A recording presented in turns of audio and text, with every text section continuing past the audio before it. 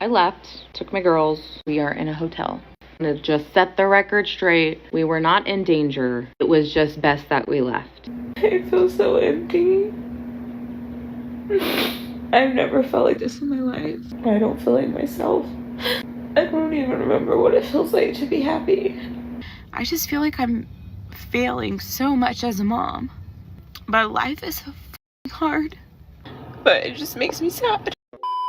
Divorce isn't the key to instant happiness, only instant regret for these women, it seems. Let's jump into today's video. I left, took my girls. We are in a hotel. I'm not going to say too much, but we're safe. To just set the record straight, we were not in danger. It was just best that we left. There was an exchanging of words that did not sit well with me. Went with my gut. If he cared, he would. That's what I tell my daughter. Why don't I tell myself that? I already know what's happening. He's making me out to look like I'm a certain way, and that's okay, because that's also a big reason why I go back every time. It is absolutely shameful what this woman is doing to her daughter. She's already planting the seeds of vilifying her father over something that was obviously petty. She clearly cares more about herself than she does about her own children, or she wouldn't be doing this. I have to remind myself that not one single person lives in my house besides my family. I'm just publicly sharing because I also know that how many women are in relationships like this. I feel like it's been normalized and it's not okay. I have a plan in mind, but I don't at the same time. I'm just going to take one day at a time. I have more love and support from strangers than I do my own family.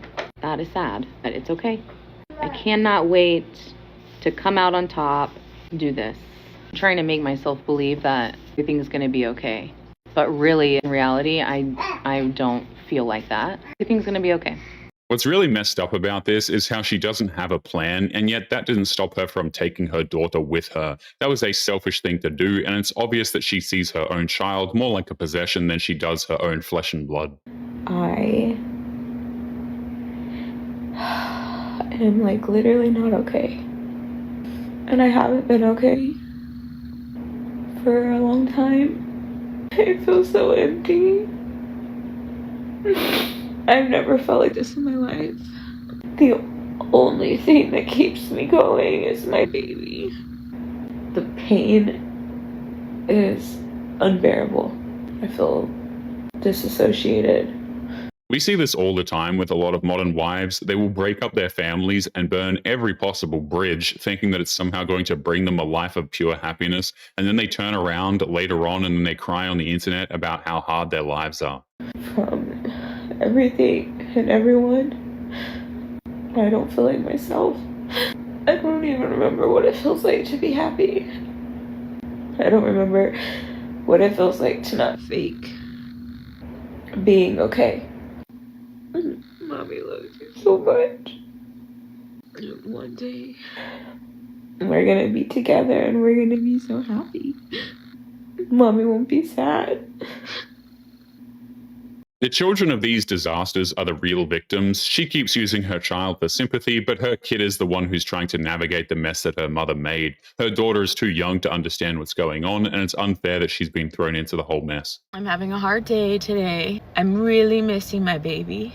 The best word that I know how to describe how I'm feeling, like I'm being tortured by my ex and by my own mother. I remember when I first left and we were staying in a hotel and I was so scared because I had no idea what I was doing. I remember how I felt. Things are still so hard and they haven't gotten easier. They've just been harder in a different way.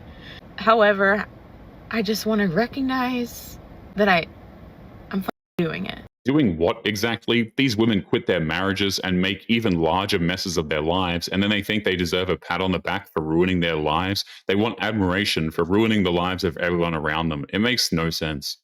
I've come so far, and I never would have thought that I would be where I am today. I'm holding on to what the next 6 months are going to look like for me and for my girls. That is what keeps me going. I do know that in the next 6 months, so much good is going to happen.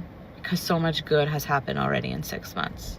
I'm having a hard day and I literally have to try so hard to find goodness in everything, or I will find myself cooped up in my room, hiding and crying all day.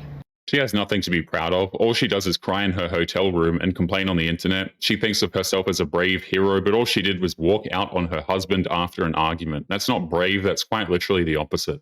If you don't know, I left my husband a year ago, and I've been wanting to come on here and give a life update of a year from now and what my life looks like. And I've been hoping that I would be able to come on here and tell you guys that life is just fucking great.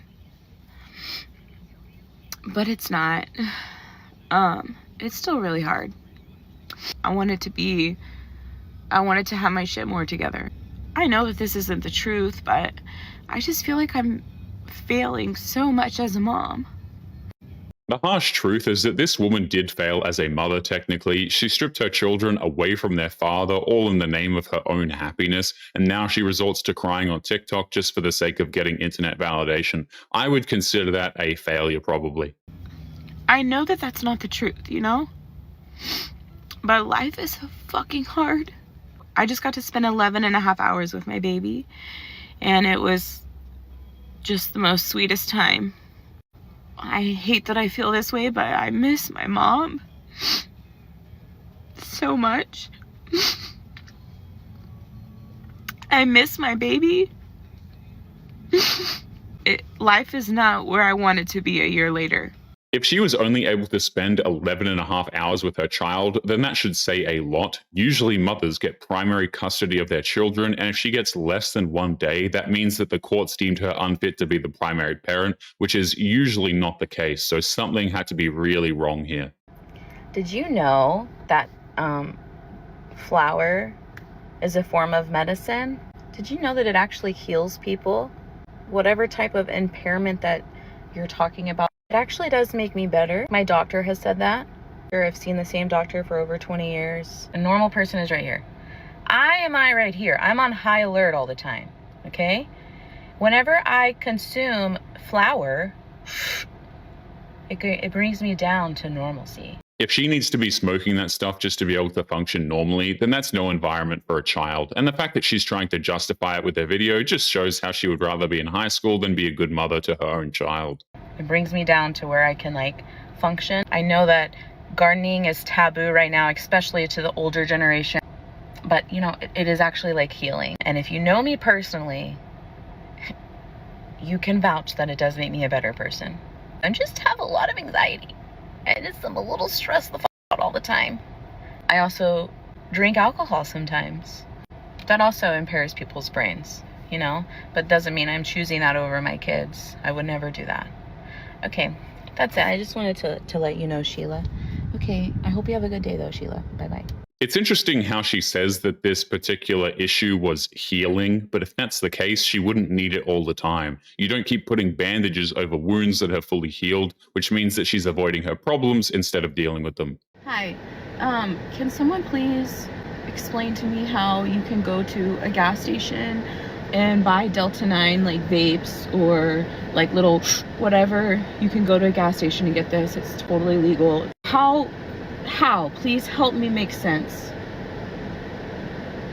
Why I don't have my baby for some Delta 9. I'm going on 13 weeks without my baby and I don't have her. Over Delta 9. I have my test results to prove it. You can go to a store and purchase alcohol rather easily, but if you're intoxicated all the time, then you're going to lose your child. Same rules apply for those gas station vapes. She chose to get her high and escape her problems instead of being a good mother to her daughter. That's on her. I haven't wanted to make any posts or any updates because I don't want the haters in my life to know that I'm hurting and that I'm struggling, honestly. But this is part of it and it's really hard. And it's really hard for me to be present, to do anything work-wise or for Emma and Natalie. It's hard for me to be happy.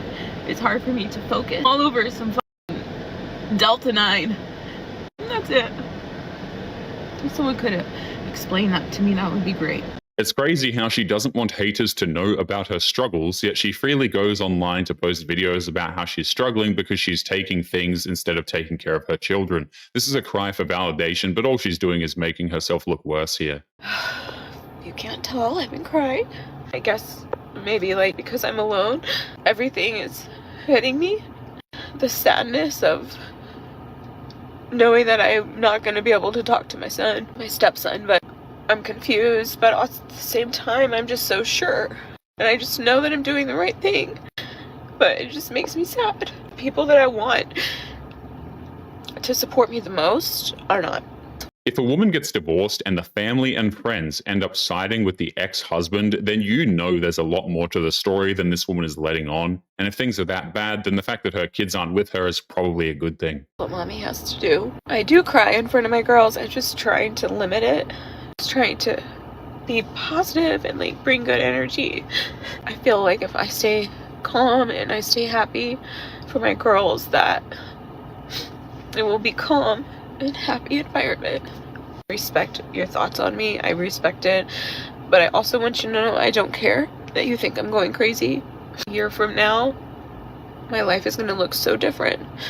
You can tell that she cares about the comments section of the videos and she watches them so closely that she's quite literally losing her mind over them, which isn't all that surprising considering that the videos are the only thing keeping her going, that and her quote-unquote habit here.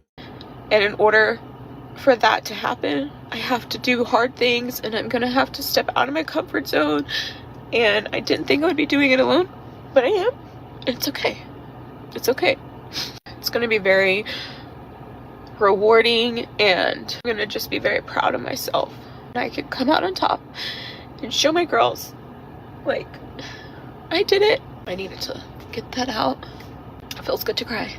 All she does here is cry. She cries, then she makes a video, and then she talks about how things are going to get better. But it's been well over a year since her divorce, and she keeps crying and doing nothing to solve the problem. But anyway, guys, we are going to be leaving today's episode there. Don't forget to subscribe on your way out. Click this video that's up on the screen now if you want to see more. Take care of yourselves, and I will see you all in the next one. Peace.